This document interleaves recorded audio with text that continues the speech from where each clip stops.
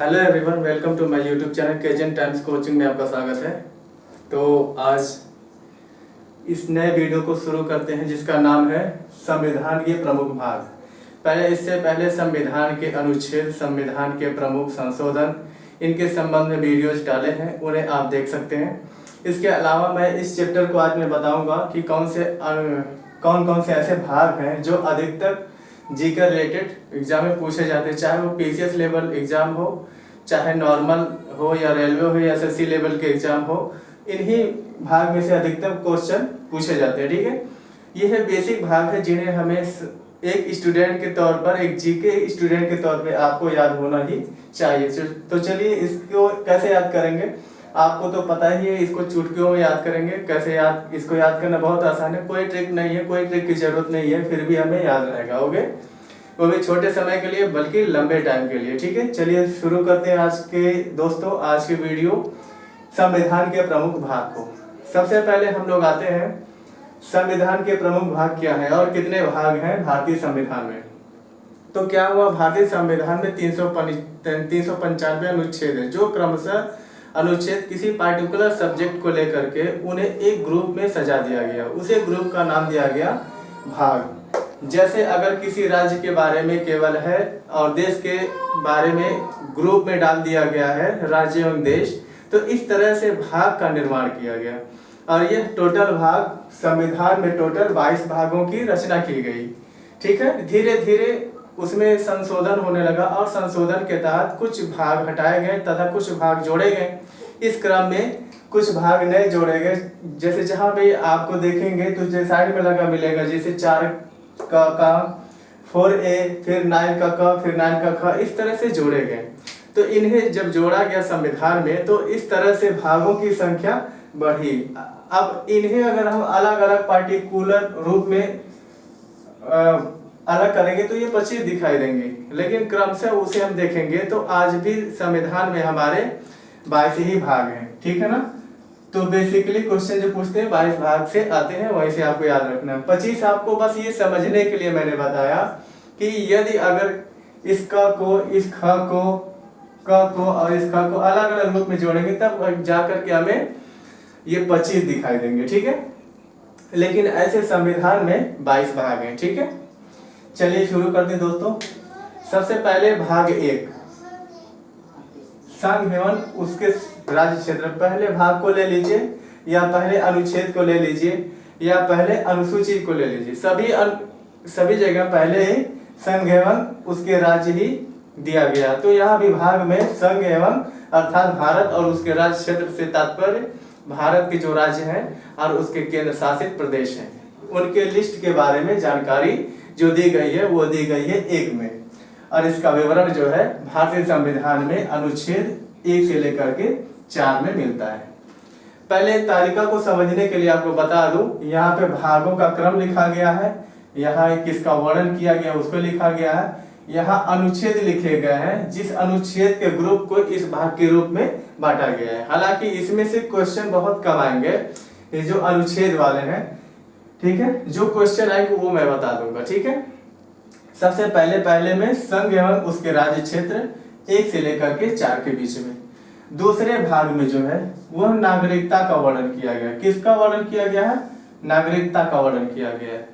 ये शुरुआती तौर वाले बहुत ही आसान है। नागरिकता में कौन है, कौन भारत के नागरिक हैं, कौन कंडीशन में उसे भारत की नागरिकता मिलेगी, इन सब का वर्णन अनुच्छेद 5 से 11 और भाग 2 में मिलता है। अब भाग 3 में मिलता है मौलिक अधिकार, जिसका वर्णन 12 से लेकर के 35 के मध्य किया गया है। 12 से लेकर के 35 के मध्य किया गया। ठीक है, और भाग 4 में मिलता है नीति निर्देशक तत्व, अर्थात राज्य को किस प्रकार के नीति निर्माण करने हैं। राज्य से तात्पर्य या देश के स्तर और राज्य के स्तर पर सरकार दोनों से है।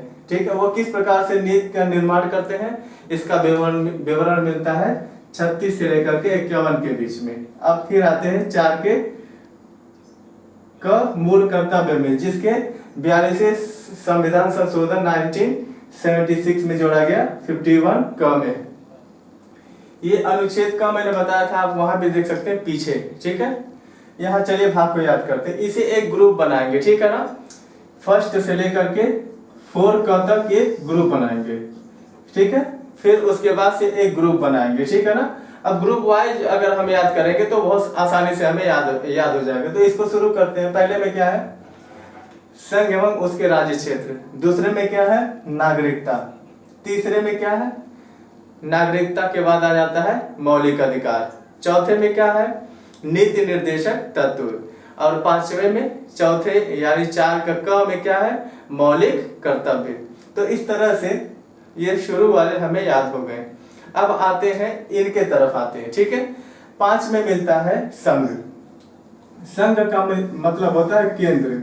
अब यहाँ केंद्र सरकार है, इनकी जानकारी किस में मिलती है, 5 में मिलती है। केंद्र में कौन है, राष्ट्रपति होते हैं, प्रधानमंत्री होते हैं, उपराष्ट्रपति होते हैं। इन सब का वर्णन स्पेशली 5 में किया, भाग 5 में किया गया। उसके बाद दूसरे स्तर की जो स्तर सबसे बड़ी राज्य सरकार है और राज्य की है, अनुच्छेद किसमें की गई है, 152 से 237। 7 में पहले ये निरस्त कर दिया गया, इसे समाप्त कर दिया गया, ठीक है। भाग 7 में क्या होता था, पहले इसमें विभिन्न प्रकार के राज्य होते थे। राज्य में ग्रुप वाइज बांटा गया, जैसे ग्रुप ए के राज्य, ग्रुप बी के राज्य। तो ग्रुप पद्धति को 7वें संविधान संशोधन 1956 द्वारा समाप्त कर दिया। तो याद कैसे करेंगे, 7 से 7वें संविधान संशोधन द्वारा इसे समाप्त कर दिया गया। तो इधर भी 7 और इधर भी 7, आसानी से हम याद कर सकते हैं। वर्तमान में यह भाग नहीं काम कर रहा है, ठीक है। अब आ जाते हैं 8वें में, तो बहुत आसान है। तो वो हमने देखा संघ, और 6 में देखा राज्य, और 7वां समाप्त हो गया। 8वां हम देखते हैं संघ राज्य क्षेत्र अर्थात केंद्र शासित प्रदेश।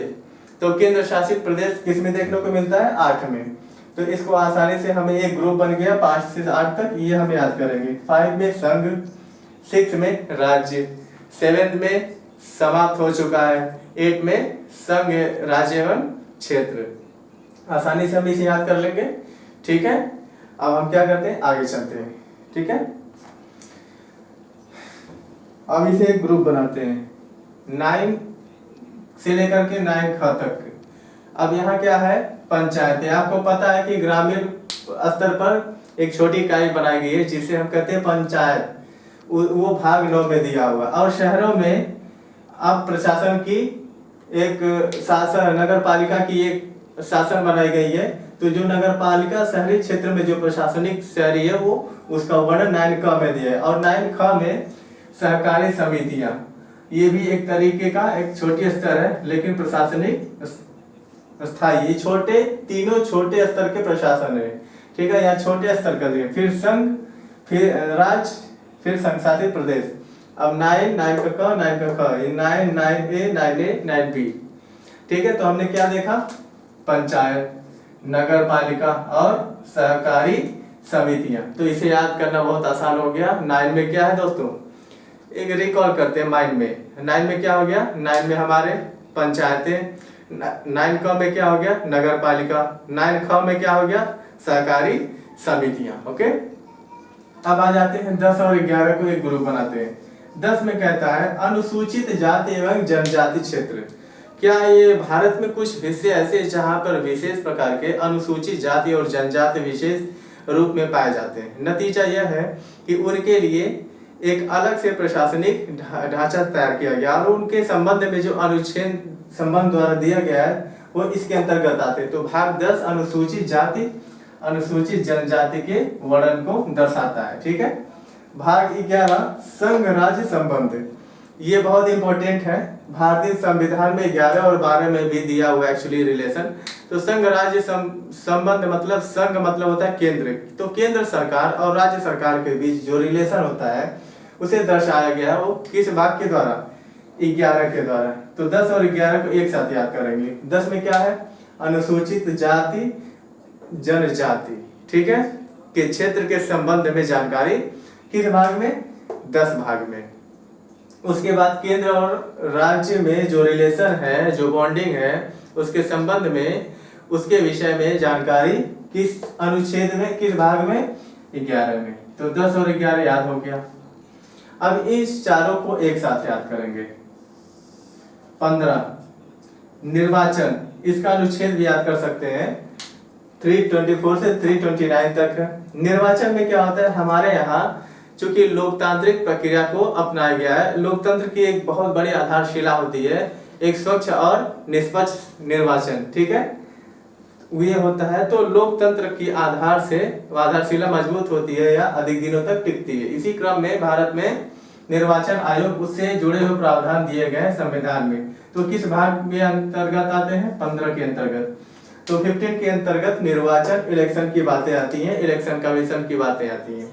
17 आते हैं दोस्तों, 15, 17, 18, 20 इन चारों को एक साथ हम याद करेंगे। 17 में क्या है, राजभाषा। हमने पढ़ा 343 से लेकर के 351 के बीच में राजभाषा। तो ये क्वेश्चन कई बार एग्जाम में भी आ चुके हैं। 343 आर्टिकल क्या कहता है कि भारत की राजभाषा हिंदी और हिंदी देवनागरी होगी। और यह किस भाग के अंतर्गत आता है, तो 17। अभी हाल ही में एक एग्जाम हुआ था पीसीएस लेवल पर, और उसमें ये क्वेश्चन पूछा गया था कि भारत में राजभाषा किस अनुच्छेद के तहत है और किस संविधान संशोधन किस भाग के तहत, 17 के, ठीक है।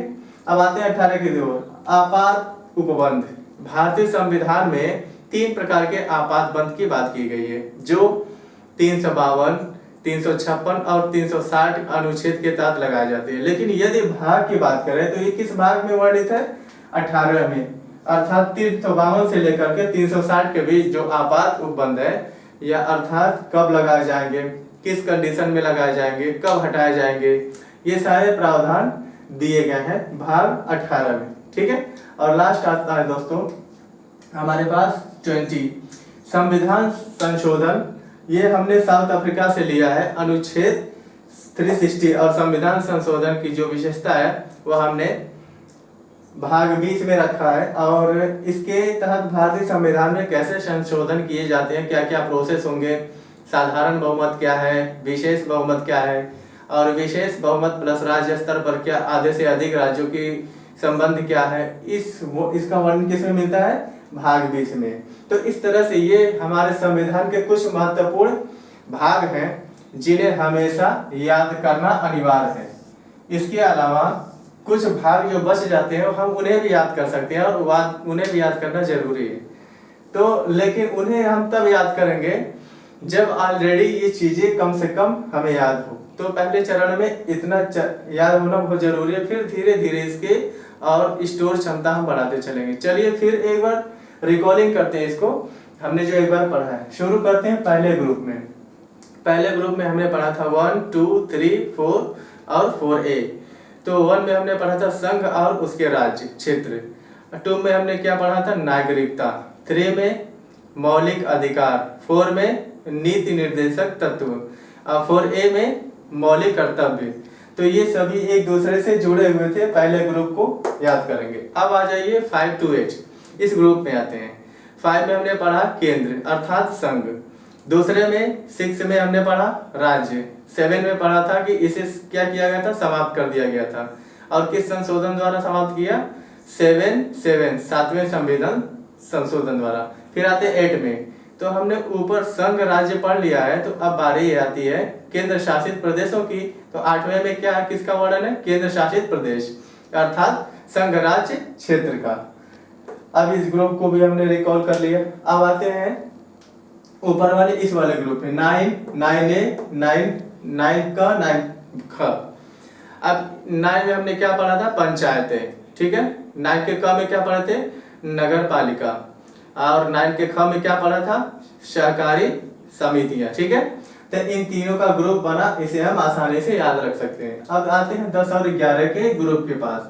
10 और 11 के ग्रुप में हमने 2 चीज पढ़ा था। 10 में पढ़ा था अनुसूचित जाति और अनुसूचित जनजाति क्षेत्र के संबंध में जानकारी किस भाग से मिलती है, तो हमें 10 से मिलती है। और 11 में हम लोगों ने क्या पढ़ा था, 11 में हमने पढ़ा था संघ राज्य संबंध, जो केंद्र राज्य और केंद्र के बीच में संबंध दिए गए, जैसे विधायी संबंध जो विधेयक बनाने मामले होते हैं, प्रशासनिक प्रशासित जो प्रशासन चलाने संबंधी मामले होते हैं, और वित्तीय संबंध जो पैसे के लेन देन संबंध होते हैं। तो इसी संबंधों का वर्णन भाग 11 में मिलता है, संघ राज्य और संबंध में। फिर हम लोगों ने इस ग्रुप को पढ़ा जिसमें 4 थे, 15, 17, 18 और 20। 15 में हमने पढ़ा निर्वाचन, 17 में पढ़ा राजभाषा, 18 में पढ़ा आपात उपबंध और 20 में पढ़ा संविधान संशोधन। ठीक है, और इस तरह से हमने आसानी से इसे एक टेबल फॉर्म में सजाया और उसे कुछ ग्रुप्स में बांटे और बिना किसी ट्रिक के इसे याद कर ली। ओके, और इस तरह से याद करेंगे, एक बार 2 बार पढ़ेंगे, इसे लिख लेंगे और इसके MCQ अर्थात जो क्वेश्चन पूछे गए कि पीसीएस के जो क्वेश्चन उनको बनाइएगा, बहुत मजा आएगा। जैसे जैसे वो क्वेश्चन बनेंगे आपके अंदर एनर्जी बढ़ेगी और पढ़ने की इच्छा बढ़ेगी और मजा आएगा पढ़ने का, केजेंट टाइम्स कोचिंग के साथ जुड़ने का और फिर आगे बढ़ने का। तो उम्मीद करते हैं दोस्तों इस वीडियो से आपको फायदा मिला होगा। जो लोग स्क्रीनशॉट लेना चाहते हो ले सकते, इसे पढ़ें। कमेंट बॉक्स में जाएं, कमेंट करें कि आपको ये कैसा लगा और कॉन्स्टिट्यूशन आप कौन सा वीडियो और चाहते हैं। फिलहाल आपसे विदा लेने का समय आ गया, लेकिन इसे सब्सक्राइब, लाइक, शेयर करना ना भूलें। चलिए दोस्तों, मिलते हैं नेक्स्ट वीडियो में। थैंक यू, धन्यवाद, लव यू ऑल, जय हिंद।